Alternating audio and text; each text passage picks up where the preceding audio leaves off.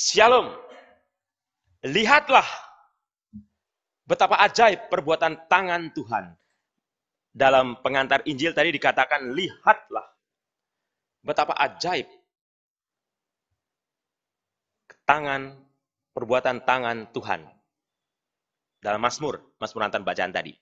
Nah, saudara-saudari yang terkasih, kalau Anda mendengar bacaan pertama, kisah Yusuf itu betul-betul kisah yang luar biasa. Kecemburuan saudara Yusuf, iri hati saudara-saudara Yusuf, membuat Yusuf hampir saja celaka dan mati. Namun, rencana Tuhan begitu indah. Makanya kan Anda mendengarkan, indah rencanamu Tuhan. Indah rencana Tuhan. Tetapi masalahnya, apakah kita punya hati untuk terbuka terhadap rencana Tuhan atau tidak? Anda yang memutuskan. Anda yang memutuskan. Mengapa demikian? Saya katakan Anda yang memutuskan karena rencana Tuhan itu pasti indah. Tadi dikatakan dalam Mazmur tanggapan, tadi kan dikatakan bahwa lihatlah betapa ajaib perbuatan tangan Tuhan. Nah, kuncinya adalah bagaimana kita melihat hidup kita. Sebenarnya setiap hari ini kita mengalami mujizat Tuhan, saudara-saudari. Tuhan yang meminta satu, yaitu setia terhadap apa yang kita yakini, yang kita imani. Kita diminta untuk tidak serakah. Anda lihat dalam bacaan Injil tadi, bagaimana para penggarap-penggarap itu serakah. Mereka mau menguasai lahan milik yang bukan miliknya. Wow! Anda tahu, seluruh dunia ini milik siapa? Milik Tuhan. Wow! Saya pernah bertanya dalam suatu rekoleksi. Ayo saudara-saudari, semua milik Tuhan, setuju? Setuju. Apa yang bukan milik Tuhan? Ada yang bilang, baju Romo. Loh kenapa baju? Kan saya beli sendiri. Ada yang bilang rumah, ada yang milik ini itu. Bukan. Saya mengatakan itu bukan milikmu. Semua milik Tuhan. Kok bisa? Iya saudara-saudara, semua itu milik Tuhan. Bahkan nyawa kita, hidup kita punya Tuhan. Tapi satu yang bukan punya Tuhan, yaitu dosa-dosa kita. Dosamu, dosaku, itu punya dirimu sendiri. Nggak bisa dong. Anda yang berdosa atau Anda mengatakan, dosaku punya Tuhan. Nggak bisa gitu juga kali.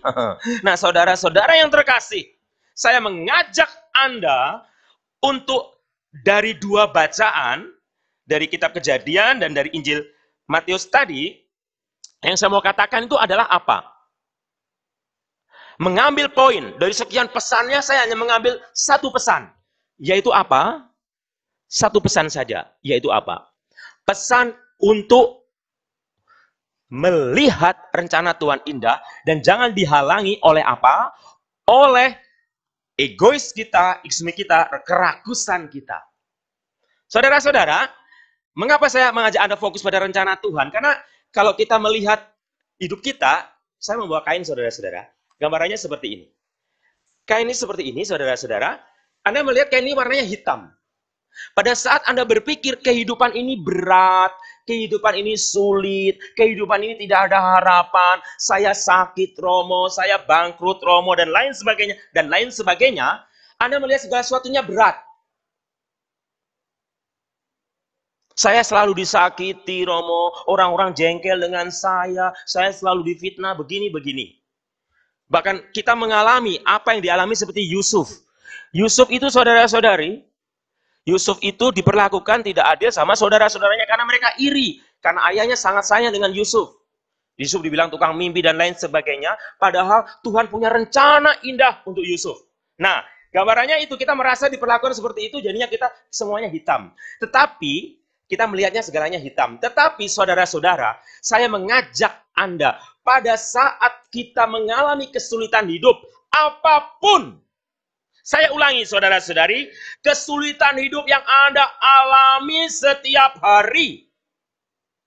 Bahkan untuk bernafas saja sulit. Romo, saya untuk bernafas saja sulit, beban hidup terlalu berat. Saya sudah tidak tahan. Ini kalimat yang sering dialami. Saya sudah tidak tahan lagi Romo, semua serba hitam. Tetapi ingat, Yusuf menjalani masa-masa sulitnya. Waktu dia dibuang dijual, dijadikan budak sama saudaranya. Bagaimana dia mengalami perlakuan tidak adil di Pontifar, di penjara, dan lain sebagainya. Tetapi kemudian Tuhan mengangkat Yusuf menjadi orang yang luar biasa, bahkan bukan hanya penyelamat keluarga, tetapi penyelamat bangsanya di Mesir. Saudara-saudari yang terkasih, bagaimana sikap kita memandang kehidupan ini? Apakah kita memandang kehidupan ini semuanya serba gelap? Tetapi pada saat kita yakin, indah rencanamu Tuhan, menjadi berubah, saudara-saudara. Menjadi berwarna-warni hidup ini, saudara-saudara. Luar biasa, saudara-saudara. Yang pintar bukan saya, yang pintar penjahitnya, saudara-saudara. Karena gampang aja, saudara-saudara. Ini tinggal ditarik, gitu ya. Tinggal ditarik, gitu. Tarik. Saya minta khusus dipenjahit, saudara-saudara. Nah, saudara-saudara, pesannya adalah apa untuk Anda dan saya? Pesannya adalah bersihkan diri kita dari amarah, kerakusan. Jangan seperti penggarap-penggarap kebun anggur dalam bacaan Injil tadi, yang ingin menguasai sesuatu yang bukan miliknya. Karena pada saat kerakusan menguasai kita, pada saat iri hati menguasai kita seperti saudara-saudara Yusuf, pada saat emosi, amarah menguasai diri kita, kita tidak akan bisa melihat berkat Tuhan. Anda masih ingat dua murid Emmaus yang berjalan dari Yerusalem ke Emmaus, tidak bisa melihat Yesus karena ada sesuatu yang menutupi. Apa yang menutupi? Mereka tidak bisa mengenali Yesus. Karena kekecewaan, sakit hati, kepedihan, keputusasaan, tidak bisa melihat. Seberat apapun masalah Anda, saudara-saudariku, sesulit apapun masalah Anda, cerahkan mata Anda.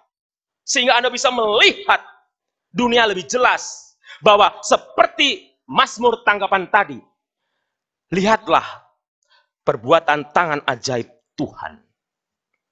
Perbuatan tangan ajaib Tuhan yang berkarya, yang bergerak, menolong, menyelamatkan Anda. Nanti Anda pada saat merayakan Paskah pasti akan mendengar lagu ini. Tangan kanan Tuhan telah memperlihatkan kekuatan. Tangan kanan Tuhan. Tangan Tuhan terus memperlihatkan kekuatannya sampai saat ini. Tetapi ada yang protes dengan saya, Romo, tetapi mengapa pandemi ini tidak berlalu? Saudara-saudariku yang terkasih, masalahnya bukan di pandemi. Masalahnya bukan di masalah ekonomimu. Bukan di masalah penyakit Anda. Tetapi masalahnya di iman Anda. Ini masalahnya bukan situasi yang kau hadapi. Ini bukan masalah di luar, tapi di dalam. Kalau bicara mengenai iman, bukan masalah yang di luar. Ada pistol di kepala saya sekalipun. Ada pedang mau menghantam Anda sekalipun. Pertanyaannya, Anda percaya Tuhan atau tidak? Itu loh. Ini adalah soal yakin, percaya, atau tidak. Karena ketakutan itu sendiri, kecemasan itu sendiri, membuat Anda kehilangan iman. Menutupi mata Anda, sehingga Anda tidak bisa melihat tangan ajaib Tuhan. Bahkan di suasana pandemi ini. Tetapi kalau Anda memiliki iman yang luar biasa, di tengah pandemi ini, di tengah kesulitan ekonomi ini, Anda akan melihat tangan ajaib Tuhan berkarya dalam hidup Anda. Ini iman, saudara-saudariku yang terkasih. Amin. Ini iman. Pada saat Anda memiliki iman, sesulit apapun, ingat, kalau Anda ingat masa lalu Anda yang masih hidup sampai saat ini, seperti saya masih hidup sampai saat ini, kita semua pernah mengalami masa-masa sulit. Kita pernah mengalami mungkin kecelakaan lah, kesulitan ini, kesulitan itu, dan lain sebagainya. Kok masih hidup? Kita pernah mungkin dikejar-kejar bencana, bahaya, dan lain sebagainya. Kok masih hidup? Ada masalah ini, masalah itu. Kok masih hidup? Dan kalau andai kata pun yang meninggal sekalipun saudara-saudari kita, kita percaya mereka meninggal di dalam iman. Masalahnya tuh bukan di luar, saudara-saudara, tapi di dalam dirimu. Ini masalah, di dalam diriku. Inilah pesan pada hari ini. Kalau ada lagu, indah rencanamu Tuhan. Rencana Tuhan itu sangat indah. Saudara-saudara, tinggal bagaimana Anda meyakini dan meyakini itu. Sekali lagi dalam setiap khotbah saya tidak meninabobokan Anda. Saya tidak membuai-buai Anda. Saya tidak sekedar membuat Anda tenang, ya tenang. Tidak. Tapi saya menyadarkan Anda bahwa kehidupan, kesulitan, apapun yang kita alami saat ini tidak boleh memisahkan kita dengan kasih Kristus. Itu yang dikatakan Rasul Paulus.